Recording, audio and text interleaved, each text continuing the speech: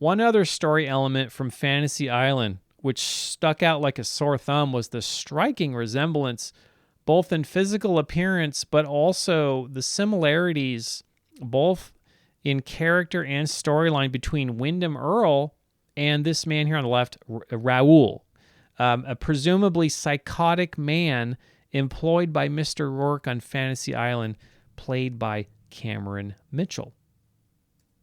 Now, Raoul, a la Wyndham Earl, partnered with his brutish associate on the right there sitting down, referred to as Dorf, an archetype shared with Leo Johnson, was a very obvious connection to make. A psychopathic manipulator wearing a white coat for no reason and his feeble-minded partner holed up in a shack tucked far away in the wilderness while holding Adrienne Barbeau's character against her will. Of course, Raoul, the madman, proceeds to tie up his hostage in order to break her spirit and convert her into a willing servant. Does this seem familiar? Could Laura Palmer be channeling the spirit of Adrienne Barbeau? Is there some supernatural connection common to both? Or perhaps there is. Now I will leave it to the viewer to think about this and perhaps derive some of your own interpretation. And but that struck out to me as being related as well. So the similarities are just too obvious to ignore. There's a lot more stuff in the first two Fantasy Island TV movies specifically that I won't mention here, but suffice it to say that any fan of Twin Peaks will find at least the first two TV movies for Fantasy Island to be well worth checking out. So then, what is the arm talking about?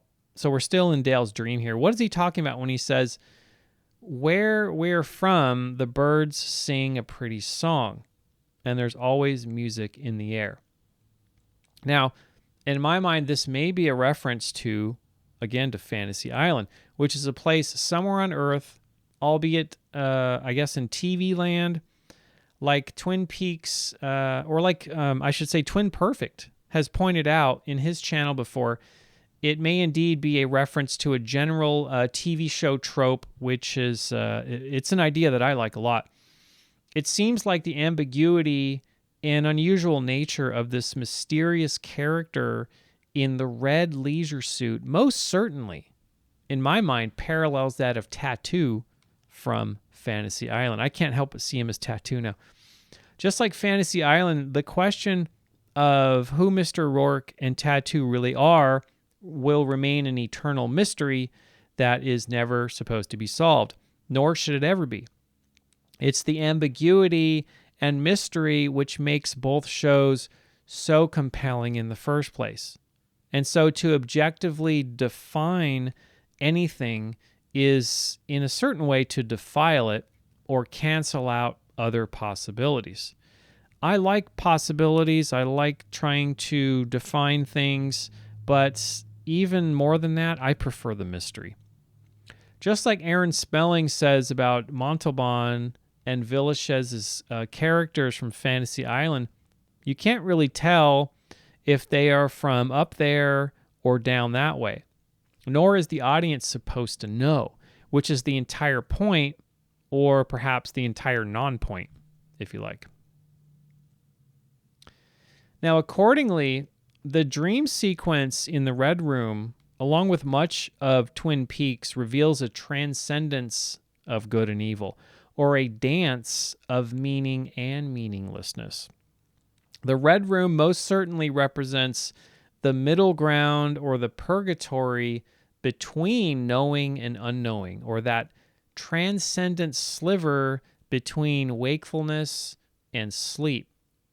In our modern information society, where extreme analyzing, comparison, and overthinking manifest as widespread neuroticisms, anxiety, depression, that sort of thing, we can too easily miss out on the true essence of being, and we should maybe just think about letting things be as they are instead of trying to overthink everything to death. So, I'm going through this video analysis trying to keep that in mind. On one hand, it is fun to offer theories, but on the other hand, it's actually great to just take the pressure off, relax, and just let something be as it is. So just like Fantasy Island, the Red Room keeps us wondering about the intentions of the characters, along with what is meant by this or that symbolic element. Much of which I am coming to understand about Twin Peaks is mostly window dressing. Now, having said that, we cannot ignore the deep esoteric and cultural baggage that invariably comes along for the ride. It's in the plenum or middle ground of just simply being, simply existing, where we are able to go inward and just allow things to be as they are. And that's precisely where and when the magic is to be found. It's truly a sublime place to inhabit. Now, Twin Peaks offers us such a world, which is why it is such a rare and precious thing indeed. It's a resounding win for artistic expression that it even reached such a wide audience in the first place. And we can see this transcendent theme of being having more importance than meaning, okay, expressed over and over in the character development of Twin Peaks. To me, at least, this sentiment communicates the universal truth that the intellect is the servant of the intuition and not the other way around. Doing something which the intellect interprets as completely nonsensical and stupid.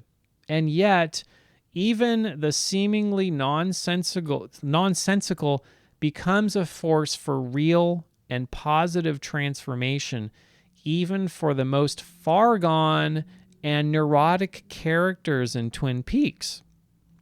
Just like Fantasy Island, where in each episode the guest star is transformed in some radical way, Lynch and Frost explore these transformations much further and more fully than almost any creators have before or since on television.